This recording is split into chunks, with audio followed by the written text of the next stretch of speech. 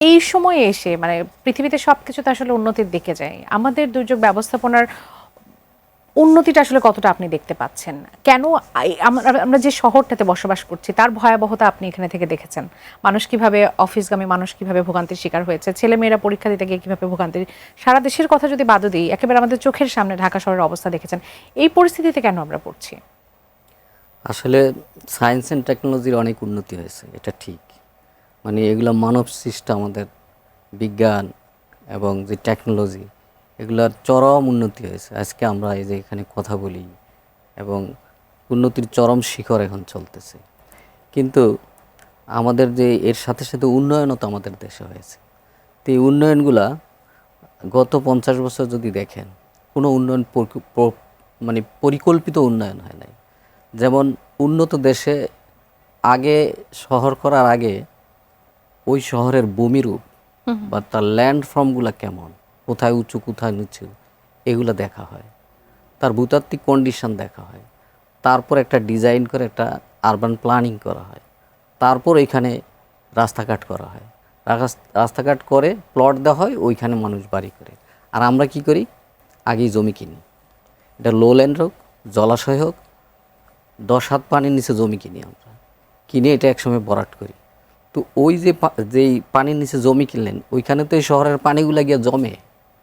তো ওই ওই জায়গাটা আমরা ভরাট করে ফেলেছি, ভরাট করে বাড়ি করেছি।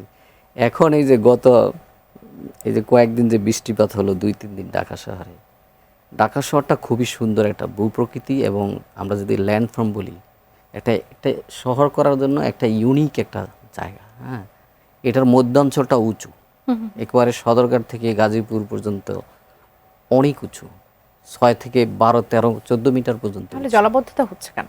এই তো পানি তো নেমে যাওয়ার জলাবদ্ধতা। কথা। এখন দেখেন, ওয়েস্টার্ন পার্ট, ইস্টার্ন পার্ট এবং দক্ষিণ বুড়িগঙ্গার ওই পার এবং এইদিকে বালুর এই অববাহিকা, বালুর ফ্ল্যাট প্লেন এবং এইদিকে তুরাগ, বুড়িগঙ্গা, এই যে এই জায়গাগুলো নিচু। এই জায়গাগুলো আগে জলাভূমি ছিল। শহরের যখন বৃষ্টি হতো, পানিগুলো গিয়ে আমাদের ন্যাচারাল খাল ছিল এই শহরে, অনেকগুলা খাল, এখনও কিছু ধ্বংসাবশেষ আছে। এই খালগুলা দিয়ে খুব দ্রুত পানিগুলা এই জলাশয়ে চলে যেত। ওইখান থেকে আস্তে আস্তে চারিদিকে নদী আছে, এরকম কিন্তু পৃথিবীতে খুব কম আছে। চারিদিক দিয়ে এই পানিগুলা এই নদী দিয়ে সাগরে চলে যেত। এখন আমরা কি করেছি? এখন এই জলাভূমি তো নাই, সব আমরা ডেভেলপমেন্ট করেছি। এখন যদি আমি এই জলাভূমি ভরাট করে উঁচু করে ফেলেছি, এখন এই যে অল্প সময়ে 24 ঘন্টায় বললেন উনি 89 মিলিমিটারের উপর হলো অতিবৃষ্টি, এরকম একটা বৃষ্টি এখানে হয়েছে। তো এই 89 কত?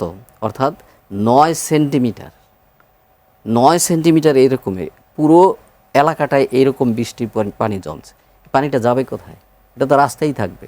কারণ এটা আমরা একটা বলি ইনফিল্ট্রেশন হয়। যদি ওপেন স্পেস থাকে, পানিটা চুয়ে নিচে যায়, নিচে গিয়ে আস্তে আস্তে এটা আরও নিচে গিয়ে আমরা বলি ওই যে আমাদের গ্রাউন্ড ওয়াটার রিজার্ভারে যায়, নদীতে যায়, আবার সারফেস দিয়েও রানঅফ হয়ে যায়। রানঅফ বলি। রানঅফ হলো গড়ায় যেটা যায়। এখন রাস্তার উপর পানিটা পড়তেছে, বিল্ডিংয়ের ছাদে পড়তেছে, সব এসে তো ড্রেনেজে যাবে। ড্রেনেজ তো আমাদের নাই। ওই যে উনি যে ফেরদৌস ভাই বললেন, একটা পলিথিন উঠে দেওয়ার পরে 5 মিনিটে চলে গেল। আমাদের ড্রেনেজগুলো তো পলিথিন আর ময়লা আবর্জনায় ভরাট হয়ে যায় প্রতি বছরই। এগুলো আমাদের কিন্তু আগেই রক্ষণাবেক্ষণ করা দরকার। এই বর্ষাটা আসবে, প্রতিনিয়তই করা উচিত। এটা তো আসলে প্রতি নির্দিষ্ট সময় বছর, শুধু তা তো না। বিশেষ করে বর্ষা শুরু হওয়ার আগে এটা করতেই হবে। করতেই হবে। কিন্তু এগুলো তো আমরা কোনোটাই কারণ করি না। জুলাই মাসেই তো আমরা এই কোনোটাই সমস্যাগুলো করি না। সবথেকে বেশি এই ফেস করছি। পানিগুলার একমাত্র পথ হলো ড্রেনেজ দিয়ে যায়। ড্রেনেজ গিয়ে কি হয়? কমলাপুর আমাদের আছে, রামপুরা আমাদের পাম্প স্টেশন আছে। আগে এগুলা কি ন্যাচারালি যেত, এখন আমরা পাম্পিং করে এই পানি তাড়াতে হয়। হ্যাঁ, তো পাম্প করবে না, ন্যাচারাল এত আউটবাস্ট হয় বন্যা।